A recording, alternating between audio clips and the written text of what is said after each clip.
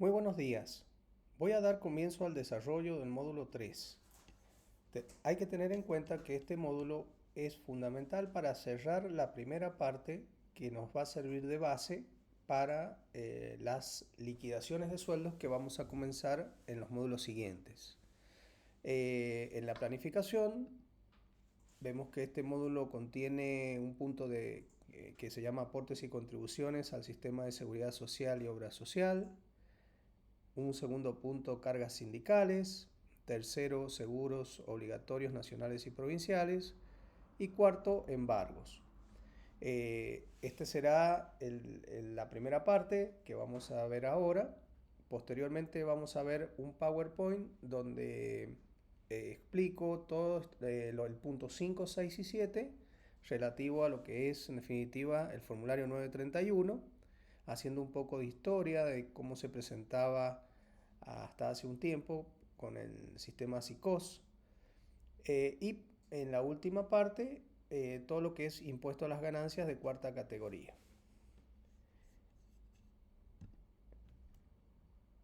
En el, en el punto 1, cuando hablamos de aportes y contribuciones al sistema de seguridad social y obra social, tenemos que el formulario 931 que se presenta a FIP y que ya lo vamos a ver, como dije recién, en concreto en un punto siguiente, es un formulario es una declaración jurada que se presenta en forma mensual y que está integrada por los siguientes conceptos. Aportes, que son las retenciones efectuadas al empleado en su recibo de sueldo con destino al régimen, a los regímenes de seguridad social, 11%, ley 19032, 3% y obra social, 3%. Las contribuciones son las obligaciones a cargo del empleador, también con destino a los regímenes de seguridad social y obra social. 26,4 y 24% según el tipo de empresa que ya vamos a ver más adelante. Las aseguradoras de riesgos de trabajo que vimos en el módulo 1, según la cotización de la aseguradora contratada, eso lo veremos también, y el seguro colectivo de vida obligatorio, que es un importe fijo que se paga por trabajador. Por otro lado, el empleador abona los aportes sindicales que varían de acuerdo al encuadre de sus empleados en el convenio colectivo de trabajo que corresponda, teniendo en cuenta las tareas realizadas por el trabajador. Por lo general, cada sindicato cuenta con aplicativos o plataformas para liquidar estos aportes sindicales. Entonces, en el formulario 931 eh, irán van a ir integrados los aportes, las contribuciones, los pagos que se hacen a la aseguradora de riesgos de trabajo y el seguro colectivo de vida obligatorio.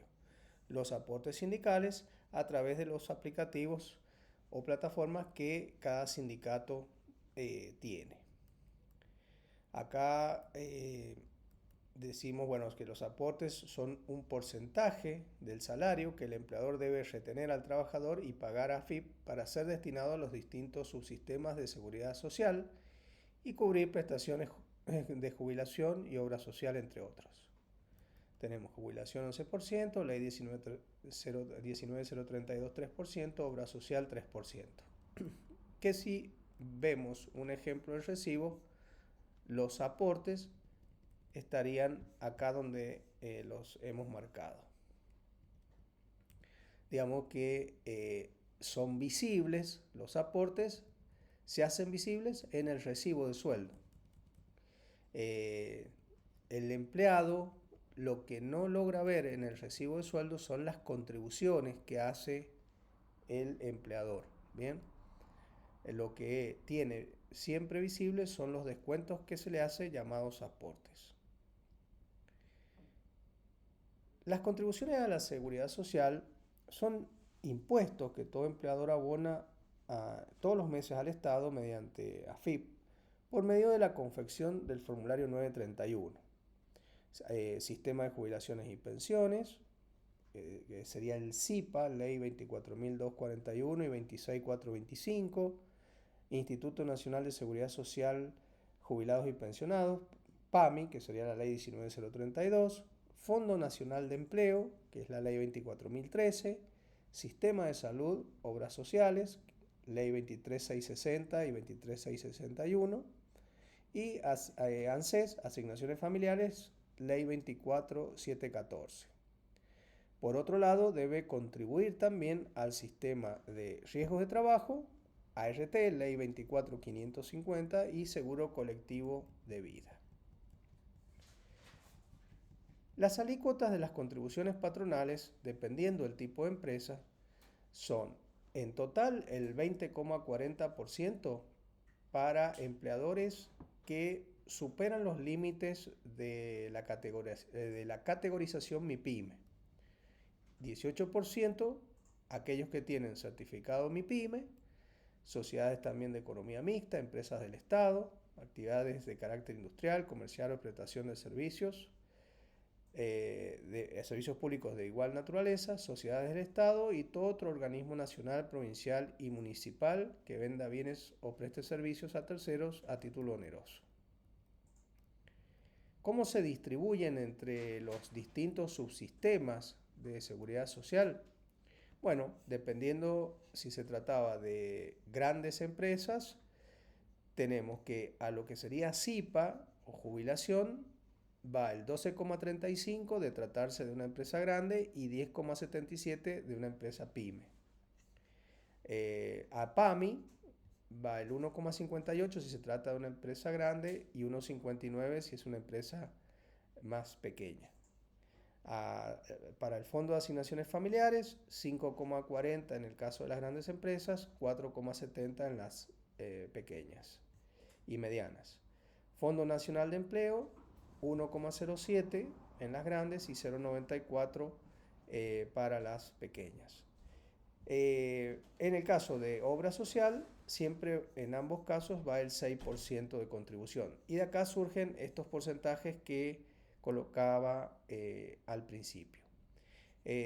Cabe destacar que esto nos ayuda a entender cómo se financia, cómo se sostiene cada fondo. Es decir, cuando nosotros decimos que las asignaciones familiares se cobran a través del Sistema Único de Asignaciones Familiares, ese dinero surge de estas contribuciones que hacen los empleadores.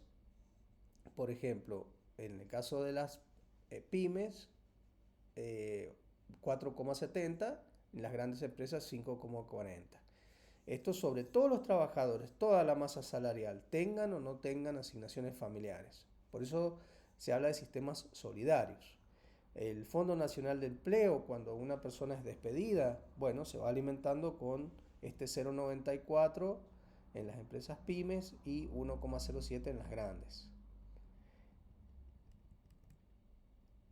Acá dejamos unos cuadritos de cuáles son los montos según la disposición 88 del 2023.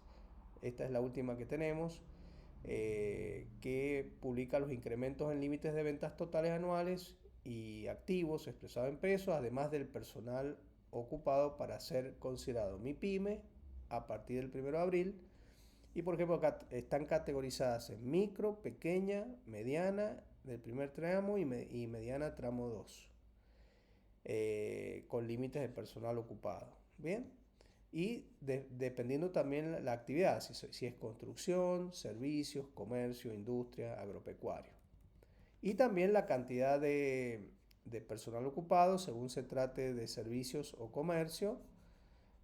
Cada empresa es pequeña. En el comercio si tiene por ejemplo 35 y si es de servicios 30. Y el límite de activos que está acá. Esto lo ponemos a modo de saber que esto va modificándose con el tiempo, pero que es bueno saber que hay una categorización y que hay disposiciones que establecen esto y que está próximo también. Acá hemos hecho una observación que esto es a la fecha de la confección del material, pero esto seguro va a ser modificado este año. Eh, También es importante para todos los que nos dedicamos a la parte laboral saber que estas cosas están y van a depender, según la empresa en que trabaje, que estas contribuciones van a variar en función del tipo de empresa en el que esté. Si estoy en una empresa que está en estos rangos de micro, pequeña y mediana, tramo uno y tramo 2, seguramente voy a tener contribuciones del 18%. Si ya estoy en empresas más grandes, voy a este paso, a este monto del 20,4% que colocábamos acá. Bien, 20,4. La base imponible o base de cálculo de cargas sociales y topes previsionales, para esto hay que analizar si cada concepto en particular se calcula sobre conceptos remunerativos o sobre conceptos remunerativos más no remunerativos. Y a su vez hay que comprender la diferencia entre remunerativo y no remunerativo que percibe cada trabajador en su recibo. Esto lo veíamos en el módulo anterior. Por eso yo decía que en el módulo anterior lo más importante de ese módulo era realmente establecer, o sea, saber identificar claramente la diferencia.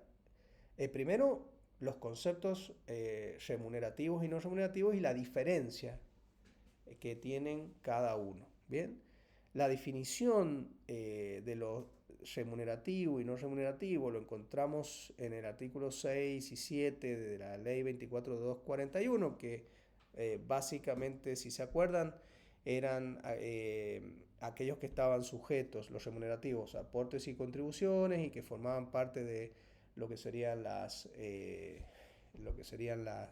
descuentos, por ejemplo, el SAC, las vacaciones, todos los conceptos que estaban sujetos a aportes y contribuciones se diferenciaban de aquellos que no lo estaban y después no formaban parte, no sé, para las indemnizaciones, para el SAC, como son los no remunerativos, ¿no? Para el cálculo de las vacaciones.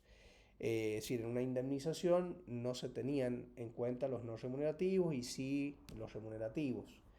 Esto que a veces es sencillo, termina siendo un poco difícil en la práctica, por eso van a escuchar mucho eh, o sea, repetir este tema porque es fundamental al momento de cuando llegamos a las liquidaciones de sueldos.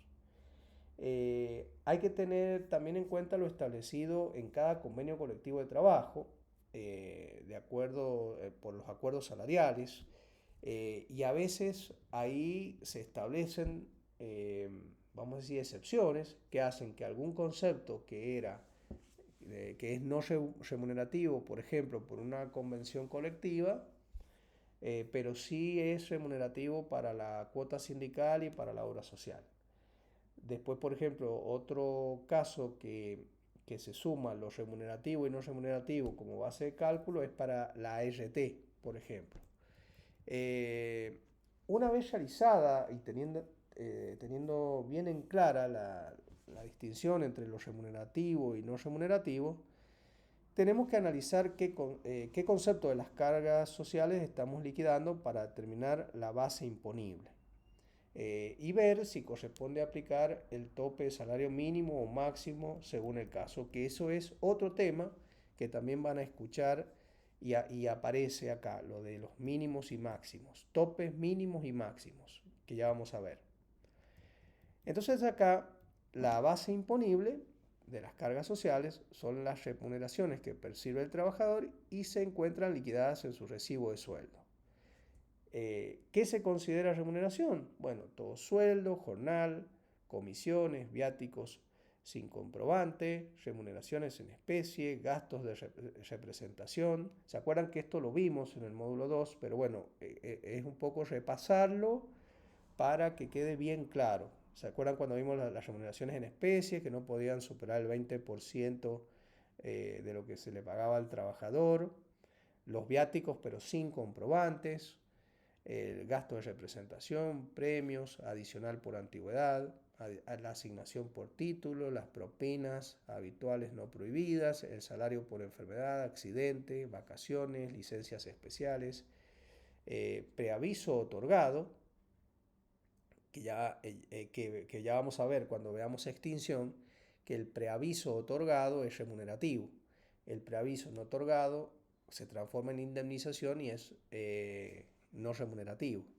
Las horas extras, los honorarios en relación de dependencia, gratificaciones habituales y todo lo que esté relacionado directamente con la prestación de servicios. No se considera remuneración, bueno, los viáticos con comprobante, las gratificaciones, ¿se acuerdan que se daban cuando por lo general egresa una persona que estaban fuera de lo habitual? Las indemnizaciones por falta de preaviso, por antigüedad, por vacaciones no gozadas, las asignaciones familiares, las indemnizaciones por accidente o incapacidad, las licencias por maternidad, integración del mes, reintegros de gasto, subsidios por desempleo y todos los conceptos enumerados en los artículos 103 bis, 223 bis, 105, beneficios sociales y asignaciones no remunerativas, que eso lo vimos en el módulo 2. Los aportes y contribuciones de seguridad social básicamente se calculan sobre conceptos remunerativos. Ya vamos a ver el tema de las detracciones, porque vamos a ver que existe un concepto que se llama detracción, sobre el cual vamos a cambiar, vamos a decir, la base de cálculo para donde voy a aplicar básicamente lo que son las contribuciones patronales. Los aportes y contribuciones a la obra social, que para calcular este concepto se toman como bases conceptos remunerativos por regla general y los no remunerativos que surgen de los acuerdos salariales de convenio, siempre que así lo establezca el texto del acuerdo, excepto los conceptos no remunerativos indemnizatorios que derivan de la finalización de la relación laboral. La aseguradora de riesgos de trabajo, que la base imponible está formada por los conceptos remunerativos y todo concepto no remunerativo de carácter habitual y regular, quedando excluidos de tal procedimiento aquellos conceptos no remunerativos abonados en forma excepcional, es decir, por ejemplo, las indemnizaciones derivadas de desvinculaciones. Y los aportes sindicales, que en este caso hay que analizar en cada convenio cuál es la base de cálculo establecida, porque puede decir ser, como dije recién, sobre los conceptos remunerativos es la regla general, pero si lo dice expresamente que va sobre conceptos no remunerativos, será sobre ambos. Hablé también de los topes de bases mínimas y máximas. A los fines del cálculo de aportes y contribuciones correspondiente a SIPA, al Sistema Integrado Previsional Argentino, eso es SIPA, se debe tener en cuenta la base imponible mínima y máxima prevista en el primer párrafo del artículo 9 de la Ley 24.241 y sus modificatorias. Toda la legislación que mencionamos la subimos luego también a la plataforma. Actualmente la resolución 39 del 23 de ANSES establece topes máximos y mínimos a utilizar para el cálculo de aportes y contribuciones patronales desde el devengado de marzo 2024 a mayo 2024 y son los siguientes. La base mínima 45.281,15 y la base máxima 1.471.616,10. Esto también tienen que estar siempre atentos en la dinámica de los temas laborales, que estar atento a los cambios que se puedan dar. ¿Qué quiere decir esto? Que todo lo que son aportes patronales o aportes personales van a tener siempre una base mínima de cálculo de 45.281,15 y una base máxima de 1.471.616,10, salvo en las obras sociales que la base mínima, para la base mínima se tiene en cuenta dos bases mínimas, es decir, se multiplican los 45.281,15 por 2. Eso es muy importante tenerlo en cuenta. Y en el caso de las contribuciones patronales, para todos los conceptos tenemos base mínima, la base mínima y la de la obra social, dos bases mínimas, y la base máxima es sin tope. ¿Qué quiere decir? Que si una persona gana, por ejemplo, 2,5 millones, al trabajador se le va a descontar sobre 1.471.616,10, pero la contribución se va a hacer sobre los 2 millones. ¿Bien? Eh, Eso significa esto de las bases mínimas y máximas.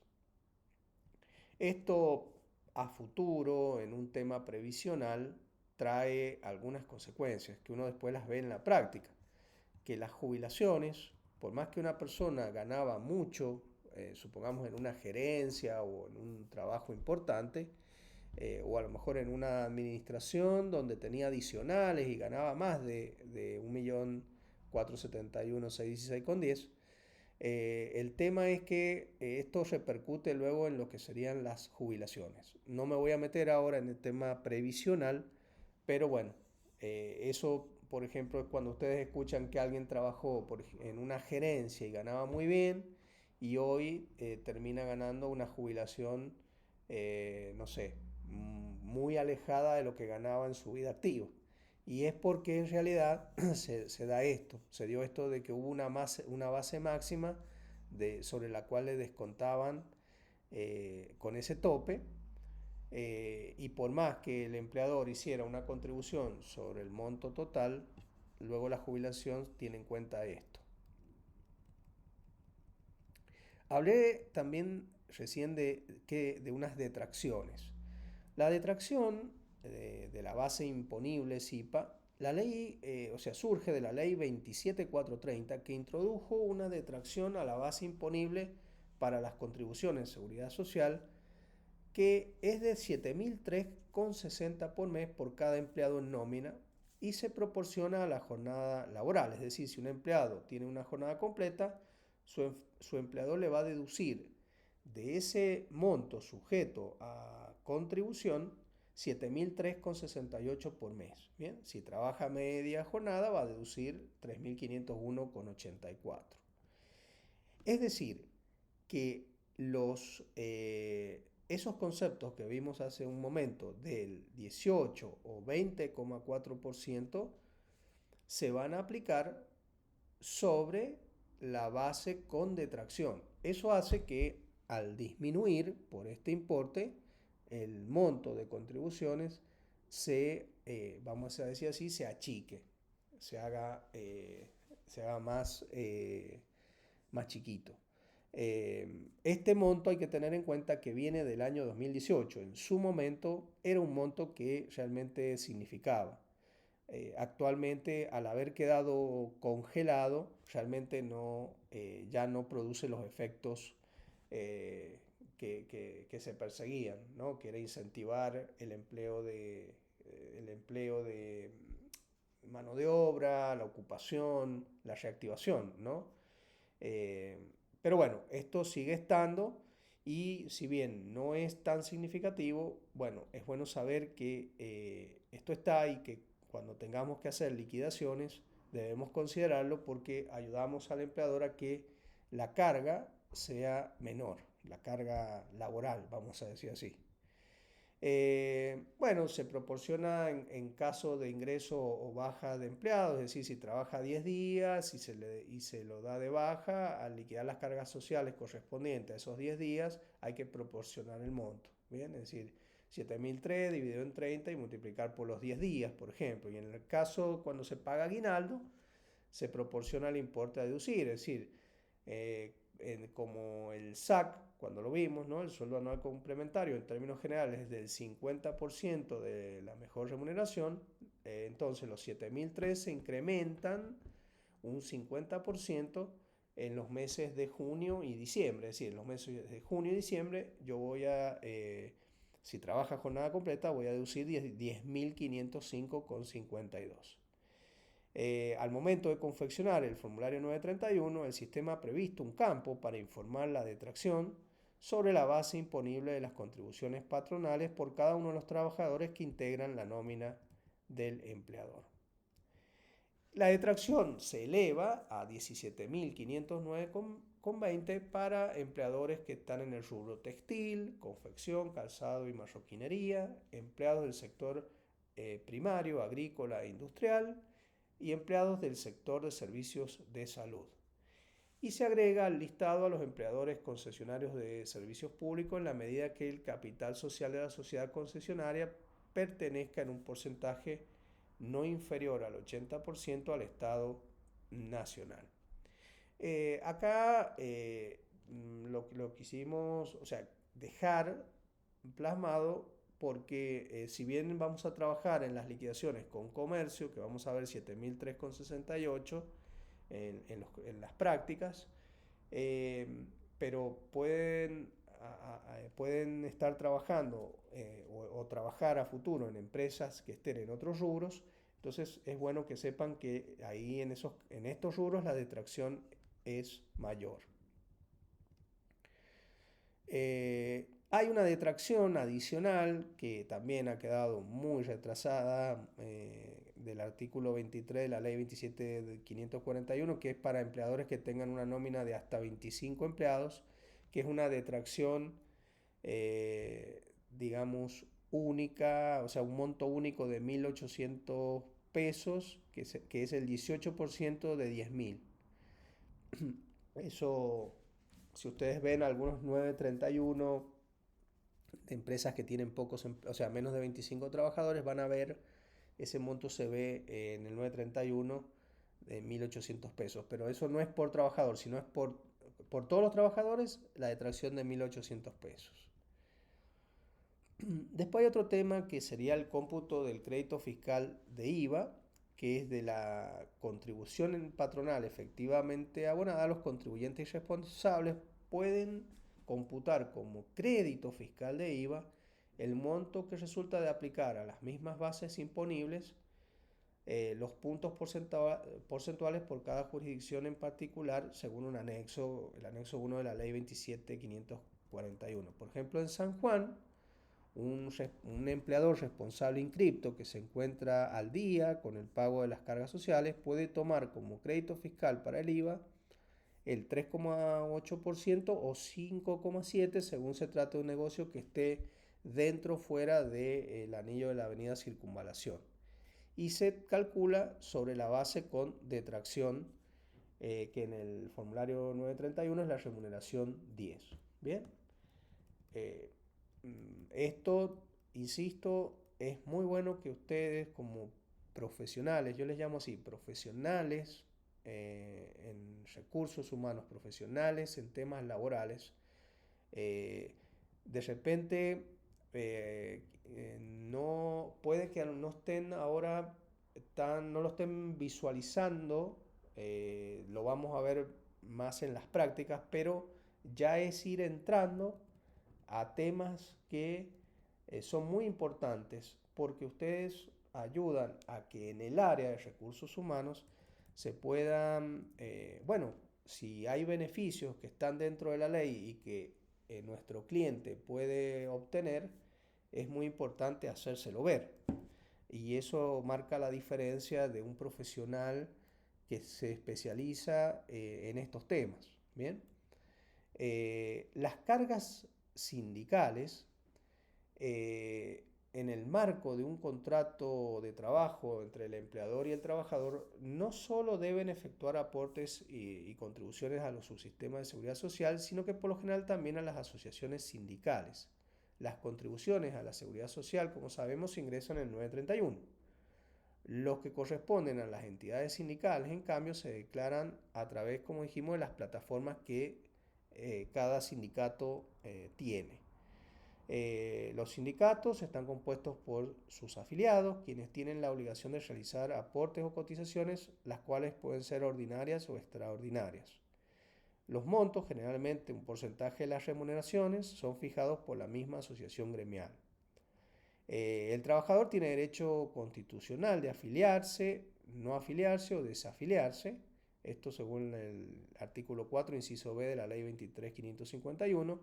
Y esto hace al principio rector del derecho colectivo de trabajo sobre la libertad sindical. En este caso, en su faz individual negativa o positiva, según el caso, la cuota sindical ordinaria que debe realizar el trabajador comprendido o afiliado genera en el empleado la obligación de actuar como agente de retención. Es decir, esto es muy importante tener en cuenta que cada vez que un empleado se afilia al sindicato y nos notifica, nosotros tenemos la obligación de hacer ese descuento a través del recibo de sueldo e ingresarlo a través de digamos, el sistema o plataforma que nos indique el sindicato. Los empleadores, esto según el artículo 38 de la ley 23.551, los empleadores están obligados a actuar como agentes de retención de los importes que en concepto de cuota de afiliación u otros aportes deban tributar los trabajadores a las asociaciones sindicales de trabajadores con personería gremial. Para que la obligación indicada sea exigible, deberá mediar una resolución del Ministerio de Trabajo y Seguridad Social de la Nación disponiendo la retención. Esta resolución se adoptará a solicitud de la asociación sindical interesada. El ministerio citado deberá pronunciarse dentro de los 30 días de recibida la misma. Si así no lo hiciere, se tendrá por tácitamente dispuesta la retención. El incumplimiento por parte del empleador de la obligación de obrar como agente de retención, o en su caso de efectuar en tiempo propio el pago de los retenidos, tornará a aquel en deudor directo. La mora en tal caso se producirá de pleno derecho. Eso es muy importante saberlo, ¿no? Que pasamos a ser, el empleador pasa a ser el responsable directo por el ingreso, por el no ingreso, en el caso de que esté aprobada esa retención, la mora ya en tal caso se produce el pleno derecho. Entonces es muy importante que eso se lo advirtamos a nuestros clientes. Conforme al principio de autonomía sindical, los gremios no pueden recibir ayuda económica de los empleadores, de los organismos políticos nacionales o extranjeros, con excepción de las contribuciones a cargo de los empleadores en virtud de normas legales o convencionales. Es decir, suele darse el caso de que no solo hay aportes digamos, lo que se le descuenta al trabajador en el recibo, sino que suelen darse casos de contribuciones que hace el empleador. ¿Bien? Y estos fondos no pueden ser destinados por el sindicato para financiar sus gastos corrientes, sino para un destino específico, ¿no? Fondos de capacitación, seguro de sepelio, de vida, etcétera, ¿no? Por ejemplo, en comercio vamos a ver un concepto que se llama INACAP, que es una contribución que hace el empleador para capacitaciones de los empleados de comercio. Bien, el DNU 70, el artículo 73, establece que el empleador ya no tendrá que efectuar retenciones sobre el salario del trabajador de cuotas, aportes o contribuciones a los que estuvieran obligados los trabajadores en virtud de su carácter de afiliados a asociaciones sindicales, salvo que mediare expreso consentimiento. Lo dejo a esto, de alguna manera lo dejamos como dijimos al principio, que lo vamos a ir dejando así como una nota al pie, pero tengamos en cuenta que el DNU, el título cuarto de trabajo está suspendido actualmente por el fallo que subí en el módulo, en el primer módulo de la Cámara Nacional del Trabajo, y también tiene un pedido de inconstitucionalidad, pero en realidad hoy que ese no está resuelto por la Corte, pero sí está suspendido, con lo cual hoy sigue vigente todo lo que estamos viendo. Por ejemplo, en los empleados de comercio, el porcentaje sobre la remuneración bruta más conceptos no remunerativos, si así lo establece el acuerdo de recomposición salarial, será un 2% de cuota sindical si el trabajador está afiliado al sindicato, y hay un 2% de cuotas solidarias si el trabajador no está afiliado al sindicato. En algunas jurisdicciones, en algunas jurisdicciones, acá hemos dejado vamos a decir así, la regla general. Suele darse que hay un descuento fijo o sea, está el 2% de cuota solidaria y un monto fijo de cuota sindical. Eh, digamos que, pero dejo acá esto como se da que tenemos, eh, digamos, alumnos de distintas provincias, es bueno manejarse con la regla general, ¿no? Y el 0,5 que va a FAESIS. Los seguros obligatorios tenemos nacionales y provinciales. Primero, ¿qué es un contrato de seguro? ¿No? Se dice que hay un contrato de seguro cuando el asegurador se obliga, mediante el pago de una prima o cotización, a resarcir un daño o cumplir la prestación convenida si ocurre el evento previsto, ¿no? El seguro brinda una protección frente a un daño inevitable e imprevisto, tratando de reparar materialmente en parte o en su totalidad las consecuencias. Es decir, el seguro no evita el riesgo, resarce al asegurado en la medida de lo convenido de los efectos dañosos que el siniestro provoca. ¿Cuáles son los seguros obligatorios por ley, digamos, en materia laboral? Tenemos seguro colectivo de vida obligatorio nacional del decreto 1567 del 74, el seguro colectivo en San Juan, por ejemplo, el seguro colectivo de vida provincial, ley 2671 del año 61, y la RT, digamos que sería según la ley 24557 de riesgo de trabajo, es un seguro que brinda cobertura en caso de accidentes de trabajo o enfermedades profesionales. Y además, de acuerdo a la actividad que desempeña la empresa, se agregan las siguientes coberturas: el seguro de vida obligatorio para actividades rurales, por ejemplo, que es la ley 16600, que es una cobertura en caso de muerte o invalidez total o permanente; el convenio mercantil de la ley del convenio de comercio 130 del 75, cobertura de sepelio, que es una cobertura de traslados, velatorio y servicios vinculados. Acá hice alusión a un seguro obligatorio provincial. Los que están en otras jurisdicciones deberían ver si hay en esa jurisdicción, por una ley provincial, algún seguro de carácter obligatorio como hay acá en San Juan. Yo dejo acá expresado el de nuestra provincia, pero puede haber en cada jurisdicción otros seguros que sean obligatorios, ¿no? Eh, este seguro de colectivo de vida obligatorio nacional, decreto 1567, cubre el riesgo de muerte e incluye el suicidio como hecho indemnizable, sin limitaciones de ninguna especie de todo trabajador en relación de dependencia cuyos empleadores se encuentren o no obligados con el Sistema Único de Seguridad Social. Esta prestación es independiente de cualquier otro beneficio social, seguro o indemnización, ya que se rige bajo la reglamentación de la Superintendencia de Seguros de la Nación.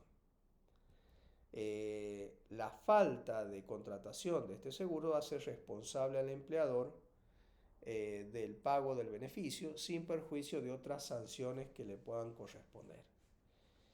Atento a lo dispuesto por el artículo 2 de la resolución 39.766 del 16 de la Superintendencia de Seguros de la Nación, que estableció la metodología para el cálculo de la suma asegurada, disponiendo que ese monto será de 5,5 salarios mínimos vitales y móviles y que se ajustará anualmente conforme al último salario mínimo vital y móvil publicado en el mes de diciembre de cada año. Tenemos que, en este caso, en el último salario de 156.000, entrando en vigencia a partir del 1 de marzo de este año, por ejemplo, a partir del 1 de marzo del 2024, el capital asegurado del seguro colectivo ascenderá a 858.000, con un costo mensual por trabajador asegurado de 175 pesos con 89. Se paga un derecho de emisión anual de póliza de 12 pesos para pólizas de hasta 25 trabajadores, 17 para nóminas de entre 27 y 50 personas y 25 para seguros con más de 50 asegurados. Este monto, insisto, de 175 por trabajador, 175,89 por trabajador, se va a pagar a través del formulario 931. Eh, no, por ejemplo, los trabajadores rurales, que se paga con boleta aparte, ¿no? Y por los trabajadores contratados por un término menor a un mes. El seguro provincial en nuestra provincia que establece la obligatoriedad de contratar un seguro que cubra riesgos de muerte, incapacidad total y permanente, la suma asegurada ha quedado muy desactualizada, ¿no? 5.000 pesos. Pero también el descuento es muy pequeño. Van a haber un descuento de 4 pesos, por ejemplo, que pagan 2 pesos el trabajador y 2 pesos el empleador. El convenio, el seguro colectivo de vida, el convenio mercantil, por aplicación del convenio colectivo 130 del 75, deben contratar un seguro que proteja a sus empleados en casos de muerte o invalidez total y permanente por cualquier causa, accidente o enfermedad. El seguro de vida de empleados de comercio es de carácter obligatorio para todos los trabajadores comprendidos en el convenio mercantil y es independiente de cualquier otro seguro de vida o beneficio. Acá cubre muerte, inclusive el suicidio, incapacidad total y permanente, indemnizaciones adicionales por accidente. El capital asegurado de este seguro tiene una suma asegurada a partir de febrero del 24 de 7.362.725. La suma asegurada surge del equivalente a 12 sueldos de la categoría administrativo A del convenio colectivo. Entonces se actualiza automáticamente junto a paritarias. Bien, es decir, que entra también dentro de estas cuestiones que se van actualizando. La prima son las 2/3 partes de la prima mensual están a cargo del empleador y el tercio restante a cargo del empleado, que eso ya lo vamos a ver en, en, la, en las liquidaciones, ¿no? Cuando veamos las liquidaciones de sueldos. Por último, como para terminar esta primera parte, está el tema de embargos, que básicamente se trata de una retención de dinero que se aplica sobre la remuneración para pagar deudas que han sido ejecutadas vía judicial y han sido determinadas por un juez. Es el juez, en el marco de una causa judicial, quien manda a trabar embargos sobre las sumas o salarios que percibe el trabajador para hacer frente a deudas que tramitan en el juicio. Habitualmente las medidas de embargo son notificadas a los empleadores. Una vez determinado en el expediente que el trabajador se encuentra en relación de dependencia, mediante un oficio, que es la comunicación entre el juez y las partes, en este caso el empleador. El sueldo, SAC, inclusive las indemnizaciones derivadas de la relación laboral, son embargables en la proporción que la ley establece. Asimismo, el artículo 120 de la Ley de Contrato de Trabajo establece que el salario mínimo vital y móvil es inembargable, salvo por deudas alimentarias. Yo ya he subido en el módulo anterior, o al principio creo que en el módulo 1, un pequeño detalle de cómo, que es del decreto 484-87, que establece la mecánica para hacer el cálculo. Esto se va a ver mucho más claro cuando veamos casos prácticos. Eso de que el salario mínimo vital y móvil es inembargable es con el fin de proteger al trabajador frente a sus acreedores. La ley de contrato de trabajo en el 147 introduce la noción de cuota de embargabilidad, la cual es determinada por el decreto 484 del 87. Este decreto establece que las remuneraciones devengadas por los trabajadores en cada periodo mensual, así como cada cuota del sueldo anual complementario, son inembargables en tanto sean iguales o inferiores al salario mínimo vital y móvil. Son obligaciones del empleador retener y depositar donde determine el oficio judicial en tiempo y forma mensualmente entregar al juzgado copia de la boleta de depósito del embargo. Actualmente se suele mandar vía mail. Y si el contrato de trabajo finaliza, el empleador debe informar al juzgado. Se consideran dos tipos de embargos, por deudas comunes y por deudas alimentarias y litis expensas. Los embargos por deudas comunes son los que están determinados en ese esquema que yo subí del decreto 484, que se puede ver más claro acá en este cuadro. Si el sueldo bruto es mayor a un salario mínimo vital y menor a dos salarios mínimos vitales, el porcentaje del embargo será un 10% sobre lo que exceda un salario mínimo vital y móvil. Si el sueldo bruto es mayor a dos salarios mínimos vital y móvil, el porcentaje será del 20% sobre el excedente de un salario mínimo vital y móvil. Y por cada cuota de SAC, acá se establece, si el SAC es mayor a la mitad de un salario mínimo vital y menor o igual a un salario mínimo vital, también entra esto del 10%, el 10% sobre el excedente de medio salario mínimo vital. Y cuando el salario es mayor a un salario, el SAC es mayor a un salario mínimo vital, es el 20% sobre el excedente de medio salario mínimo vital y móvil. Esto también lo vamos a ver más claro cuando hagamos algunos casos prácticos. En el caso de deudas de alimentos o litis expensas,